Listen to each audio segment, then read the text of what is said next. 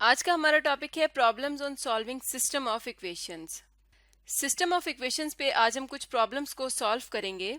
पहला प्रॉब्लम है find all the solutions of the system. हमें एक सिस्टम दिया गया है, इसकी हमने तमाम सॉल्यूशंस को फाइंड आउट करना है। और बी पार्ट है find all solutions when x1 is 0। तो जब भी हमारे पास इस तरह का सिस्टम होता है, उसको सॉल्व करने के लिए हम मैट्रिसेस का अगर इस्तेमाल करें तो उससे हम आसानी से इसका सोल्यूशन फाइंड कर सकते हैं। तो सबसे पहले हम इस सिस्टम का ऑगमेंटेड मैट्रिक्स बनाएंगे। तो हम यहाँ पर वेरिएबल्स की एंट्रीज को लिखते हैं। x1 की एंट्री है 3, x2 के साथ कॉफिशिएंट है -2, x3 के साथ है 1 और x4 के साथ है 2। उसके बाद नेक्स्ट हमारे पास जो कांस्टेंट है वो 6 है। तो यहाँ पर हम ऑगमेंटेड मैट्रिक्स बना रहे हैं, तो इसका मतलब ये है कि हमने यहाँ पर इसी मैट्रिक्स के अंदर 6 लिखना है लास्ट कॉलम में। सेकंड जो हमारे पास इक्वेशन है उसमें x1 का कॉफिशिएंट है 2, x2 का है 4, x3 का है -2 और x4 का है 3 और कांस्टेंट यहाँ पर दिया गया है 2। तो ये हमने इस सिस्टम का ऑगमेंटेड मैट्रिक्स बना लिया।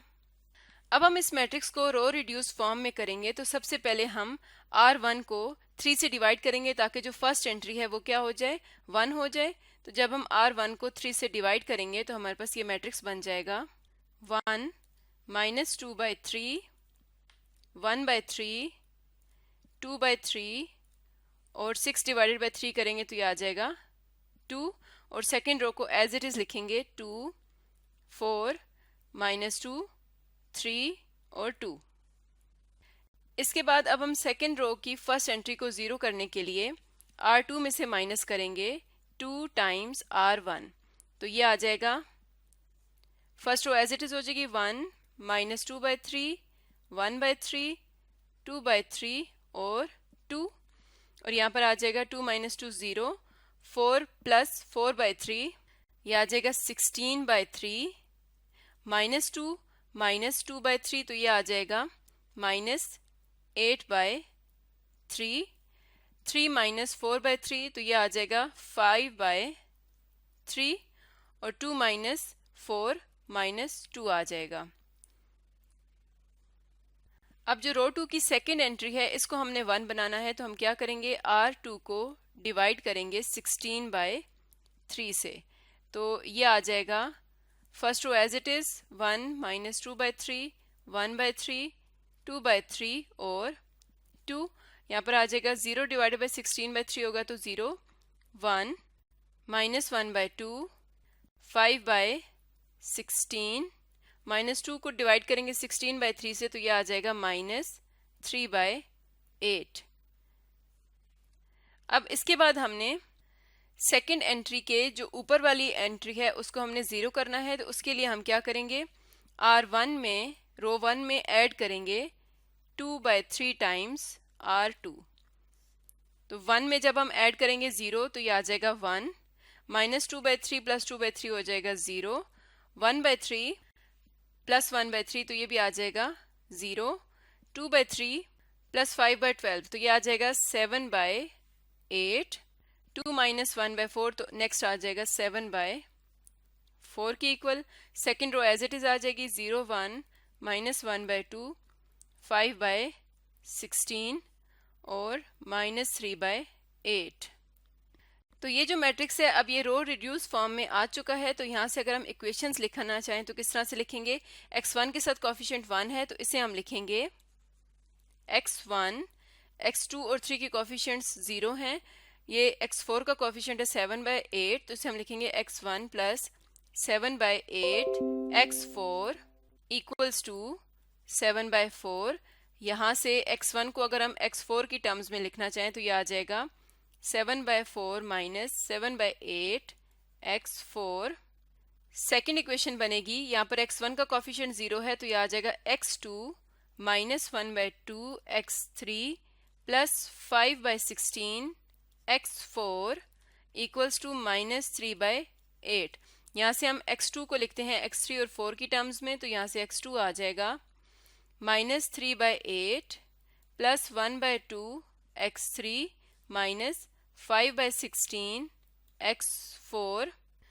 और यहाँ पर x3 क्या होगा, x3 आर्बिट्रेरी होगा इसी तरह x4 को भी हम यहाँ पर आर्बिट्रेरी वेरिएबल कहेंगे, क्योंकि x3 और x4 की हम कोई भी वैल्यू पुट करें तो उसके अगेंस्ट हमें एक सोल्यूशन मिलेगा। इसका मतलब ये है कि ये जो सिस्टम हमारे पास आया है इक्वेशंस का, इसके हमारे पास इनफाइनाइटली मैनी सॉल्यूशंस आएंगे, क्योंकि अगर हम x3 और x4 की एक वैल्यू डालेंगे तो हमें एक यहाँ से एक सोल्यूशन मिलेगा। इसी तरह जितनी हम वैल्यूज डालते जाएंगे उतने हमारे पास सॉल्यूशंस आते जाएंगे। तो यहाँ से हमारे पास इस सिस्टम का सोल्यूशन आ गया x1 और x2 आ गए x3 और x4 की टर्म्स में, और x3 और x4 क्या है, आर्बिट्रेरी। तो ये हमने पार्ट ए सॉल्व कर लिया है। पार्ट बी है find all solutions when x1 is equal to 0। तो अब हम यहाँ पर पार्ट बी को सॉल्व करते हैं, यानी अब हमने x1 को 0 के इक्वल रखना है। जब हम x1 को 0 के इक्वल रखेंगे तो हमारे पास ये जो इक्वेशन है x1 equals to 7/4 minus 7/8 x4, यहाँ से हमारे पास x4 की वैल्यू आ जाएगी। जब हम x1 को यहाँ पर 0 रखेंगे तो यहाँ से x4 की वैल्यू आ जाएगी 2। तो ये वैल्यू हम सेकेंड इक्वेशन में पुट करेंगे तो वहाँ से हमारे पास x2 आ जाएगा minus 3/8 plus 1/2 x3 minus 5/16 into 2। तो यहाँ से x2 आ जाता है 1/2 x3 माइनस 1। तो यहाँ पे हम कंप्लीट सॉल्यूशन लिखते हैं। x1 क्या है 0, x2 क्या है 1/2 x3 माइनस 1, x3 क्या है आर्बिट्रेरी, और x4 क्या है 2। तो यहाँ से हमें तमाम सॉल्यूशंस मिल गए जब हमने x1 को 0 के इक्वल रखा। तो इस तरह से हम किसी भी सिस्टम ऑफ इक्वेशंस को सॉल्व करते हैं। एक और प्रॉब्लम देखते हैं। नेक्स्ट प्रॉब्लम है find all the solutions of this system. हमें यहाँ पर एक सिस्टम दिया गया है जिसमें 4 इक्वेशंस हैं और उसमें वेरिएबल्स हैं x, y, z और w, यानी इसमें 4 वेरिएबल्स हैं। तो इस सिस्टम को हम जब सॉल्व करेंगे तो सबसे पहले हम इसका ऑगमेंटेड मैट्रिक्स बनाएंगे। उसका मैट्रिक्स बनाते हैं। फर्स्ट हमारे पास इक्वेशन है, यहाँ पर x का जो कोफिशिएंट है वो है 3, y का है -2, z का है 1 और w का है -1। यानी यहाँ पर हम रख रहे हैं x, y, z और w, और यहाँ पर हम रखेंगे कांस्टेंट। तो कांस्टेंट है 8। नेक्स्ट हमारे पास इक्वेशन में x का कोफिशिएंट है 4, y का है -5, w का है 1 और z का नहीं दिया हुआ तो z का 0 होगा और कांस्टेंट है 8। नेक्स्ट इक्वेशन में x का कोफिशिएंट है 2, y का 1, z का -1, w का 0 और कांस्टेंट है 6। नेक्स्ट में x का कोफिशिएंट है 1, y का -3, z का 0 और w का 1 और कांस्टेंट है 2। कांस्टेंट्स को अलग शो करने के लिए हम यहाँ पर एक बार लगाते हैं। तो ये हमारे पास इनका एक ऑगमेंटेड मैट्रिक्स बन गया। तो इस मैट्रिक्स को अब हम इस तरह से सॉल्व करेंगे कि इसको हमने रो रिड्यूस फॉर्म में करना है। तो सबसे पहले हम रो की फर्स्ट एंट्री को 1 बनाने के लिए रो 1 को डिवाइड करेंगे 3 के साथ। तो यहाँ पर बाकी मैट्रिक्स एज इट इज आएगा, सिर्फ जो फर्स्ट रो होगी उसकी एंट्रीज चेंज हो जाएंगी। तो वो क्या हो जाएंगी, जब हम इसे 3 से डिवाइड करेंगे तो ये आ जाएगा 1 -2/3, 1/3, -1/3 और 8/3। अब यहाँ पर हमारे पास जो फर्स्ट रो की फर्स्ट एंट्री थी वो 1 हो गई। तो अब हम रो 2 को क्या करेंगे, रो 2 में से माइनस करेंगे 4 टाइम्स R1, क्योंकि रो 2 की पहली जो एंट्री थी वो 4 थी। रो 3 में से माइनस करेंगे 2 टाइम्स R1 और रो 4 में से माइनस करेंगे R1 को। तो ये मैट्रिक्स हमारे पास किस तरह से बनेगा, first row as it is आ जाएगी 1 -2/3, 1/3, -1/3 और 8/3। यहाँ पर हम एक बार लगाएंगे। जब हम R2 में से 4R1 माइनस करेंगे तो ये आ जाएगा यहाँ पर 0, -7/3, -4/3, 7/3 और -8/3। इसी तरह यहाँ पर आ जाएगा R3 - 2R1 0, 7/3, -5/3, 2/3, 2/3। नेक्स्ट यहाँ पर आ जाएगा R4 - R1 0, -7/3, -1/3, 4/3 और -2/3। अब हम यहाँ पर सेकेंड रो की जो सेकेंड एंट्री है उसको 1 बनाएंगे। तो उसके लिए हम रो 2 को मल्टीप्लाई करेंगे 3/7 के साथ, -3/7 के साथ। तो ये आ जाएगा। बाकी तमाम मैट्रिक्स एज इट इज़ आ जाएगा, सिर्फ जो रो 2 है उसमें चेंजेस आएंगी। तो उसमें हम यहाँ पर लिखते हैं, जब इसे हम मल्टीप्लाई करेंगे -3/7 के साथ, यहाँ पर आ जाएगा 1, यहाँ पर आ जाएगा 4/7, यहाँ आ जाएगा -1 और यहाँ पर आ जाएगा 8/7। तो अब इस 1 के नीचे जो एंट्रीज आ रही हैं उनको हमने 0 करना है। तो उसके लिए हम क्या करेंगे, R3 में से माइनस करेंगे 7/3 टाइम्स R2 और रो 4 में ऐड करेंगे 7/3 टाइम्स R2। तो first row as it is रहेगी 1 -2/3 1/3 -1/3 8/3। सेकेंड रो भी एज इट इज रहेगी 0 1 4/7 -1 8/7।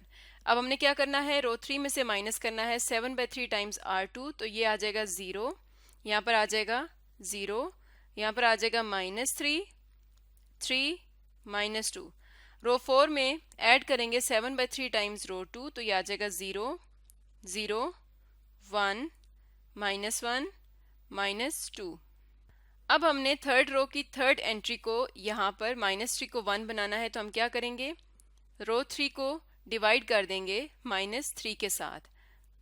तो बाकी मैट्रिक्स एज इट इज़ रहेगा, सिर्फ हमारे पास रो 3 में चेंजेस आएंगी। तो 0 को जब हम डिवाइड करेंगे -3 से तो वो 0 ही रहेगा। तो यहाँ पर आ जाएगी third entry -3 divide by -3 1, 3 divide by -3 आ जाएगा -1 और यहाँ पर आ जाएगा 2/3। अब हमने इस 1 की नीचे वाली एंट्री को 0 करना है। तो हम क्या करेंगे, रो 4 में से माइनस करेंगे रो 3 को। तो ये आ जाएगा। बाकी मैट्रिक्स एज इट इज़ रहेगा, सिर्फ हमारे पास जो चेंजेस आएंगी वो रो 4 में आएंगी। तो यहाँ पर जब हम इसको सॉल्व करेंगे तो ये आ जाएगा 0 - 0 0 आ जाएगा, 1 - 1 0, -1 +1 ये आ जाएगा 0, -2 -4/3 तो ये आ जाएगा 4/3।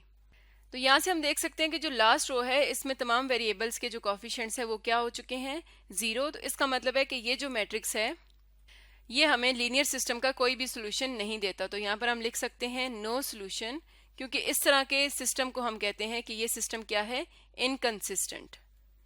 तो इसका मतलब है कि यहाँ से हम इस लीनियर इक्वेशंस के सिस्टम को मजीद सॉल्व नहीं कर सकते, क्योंकि इसका सोल्यूशन हम फाइंड नहीं कर सकते। तो ये हमारे पास इनकंसिस्टेंट सिस्टम होगा। तो आज की वीडियो में हमने लीनियर इक्वेशंस के सॉल्यूशन से रिलेटेड कुछ प्रॉब्लम्स को सॉल्व किया।